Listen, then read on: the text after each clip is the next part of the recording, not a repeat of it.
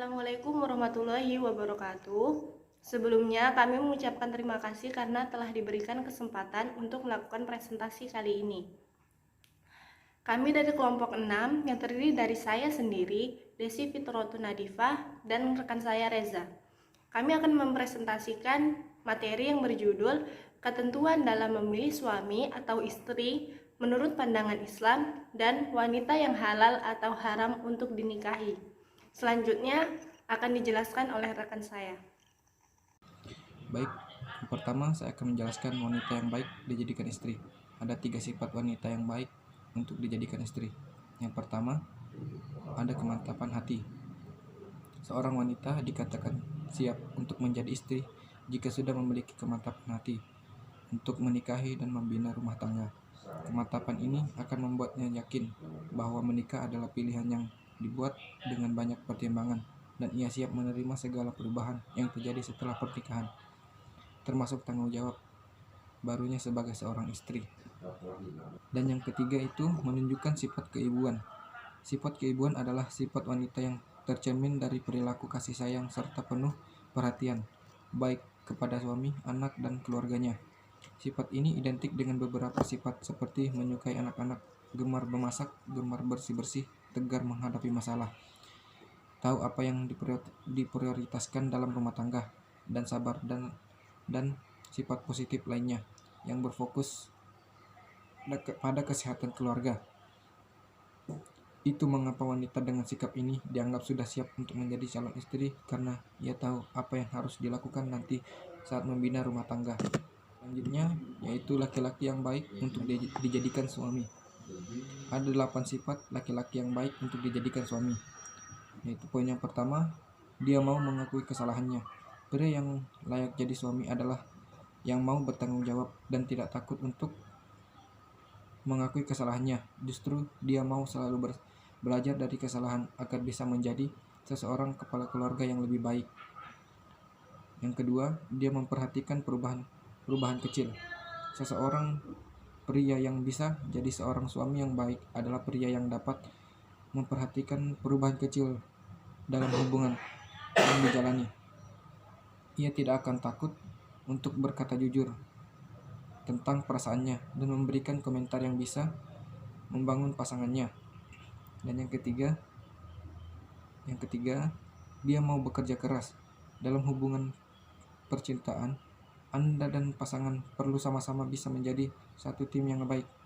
Dia mau bekerja keras dan tidak bermalas-malasan untuk mencapai masa depan. Yang keempat, dia mendukung pilihan Anda. Saat menikah dan sebagai wanita, kita akan diberikan pilihan untuk tetap bekerja atau menjadi ibu rumah tangga. Pria yang layak jadi suami adalah yang bisa mendukung pilihan istrinya, bukan memaksakan kehendaknya. Yang kelima, dia tidak ragu menyemangati Anda.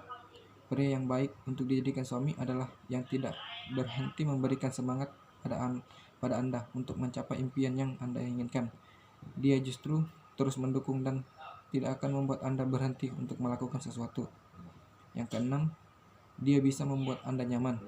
Dalam hubungan pernikahan, kenyamanan adalah hal yang penting. Ketika dia bisa membuat Anda merasa nyaman dan tidak kasar pada Anda, serta Anda bebas jadi diri sendiri, maka dia sudah layak untuk menjadi suami Anda. Yang ketujuh, dia bisa memberikan kepercayaan. Hubungan pernikahan perlu dilandasi oleh kepercayaan. Anda dan pasangan harus sama-sama bisa saling percaya antara satu sama yang lain. Dia bertanggung jawab pada kepercayaan Anda, dan Anda pun begitu sebaliknya.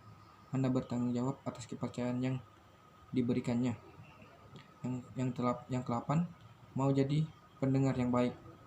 Mengeluh dalam kehidupan mungkin hal yang wajar terjadi bila pasangan tidak ragu untuk mendengarkan kondisi yang Anda alami dan dia justru mau membantu Anda untuk menyelesaikan masalah, tandanya dia layak untuk menjadi suami Anda. Selanjutnya akan dijelaskan oleh rekan saya yaitu Desi Fitrotun. Baik, saya akan menjelaskan materi selanjutnya. Wanita-wanita yang halal untuk dinikahi. Jadi, saudara yang halal untuk dinikahi adalah anak dari saudara ayah, atau ibu yaitu sepupu, ayah tiri yang telah diceraikan ibu, ayah angkat atau saudara tiri. Jadi saudara yang masih memiliki hubungan darah yang halal untuk dinikahi hanyalah sepupu, baik sepupu dekat maupun sepupu jauh. Sepupu bukanlah mahram dan halal untuk dinikahi.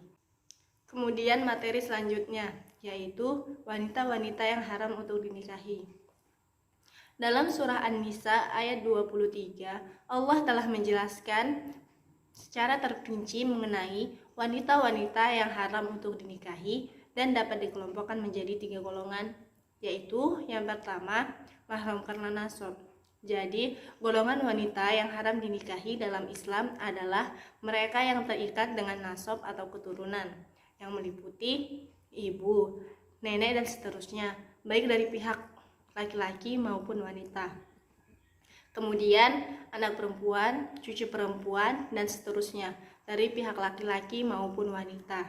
Kemudian saudara perempuan, sekandung, sebapak, dan seibu. Kemudian saudara perempuan bapak, yaitu bibi, saudara perempuan kakek atau bibinya orang tua, dan seterusnya, baik sekandung, seayah, atau seibu.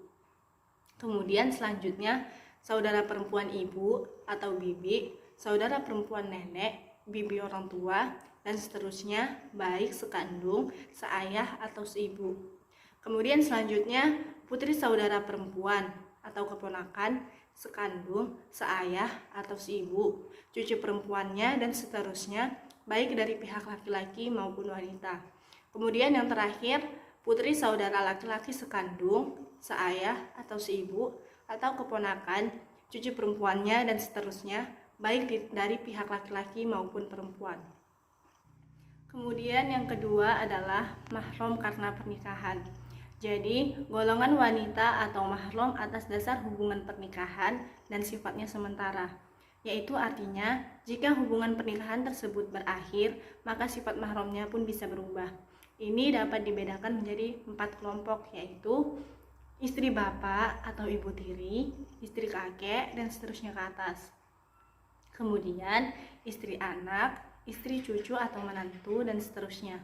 Kemudian ibu mertua, ibunya, dan seterusnya. Kemudian anak perempuan istri dari suami lain atau robibah, cucu perempuan istri baik dari keturunan robibah maupun dari keturunan robib, dan seterusnya. Kemudian yang ketiga adalah mahram karena persusuan. Terakhir adalah golongan wanita yang haram dinikahi karena telah menyusui seseorang. Akibatnya menimbulkan haram bahwa suami, anak, dan saudara laki-laki tersebut haram menikahi anak tersebut. Allah Subhanahu wa taala berfirman dalam Quran surah An-Nisa ayat 23 yang artinya, dan diharamkan atas kalian ibu-ibu kalian yang telah menyusukan kalian dan saudara-saudara perempuan kalian dari penyusuan. Ketentuan menyusui tersebut dibagi menjadi 3, yaitu menyusui sebelum anak berusia 2 tahun, tidak karena kelaparan, dan menyusui lebih dari 5 kali.